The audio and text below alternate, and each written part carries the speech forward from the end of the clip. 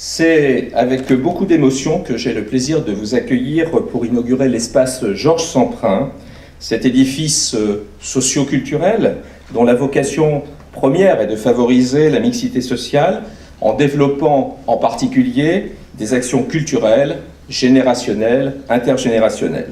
Je vais donc vous lire cet extrait qui se rapporte à son apprentissage de la langue française dans son livre « Adieu, vive clarté ».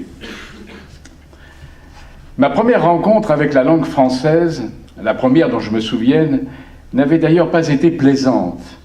Et c'est Victor Hugo qui fut la cause de ce déplaisir.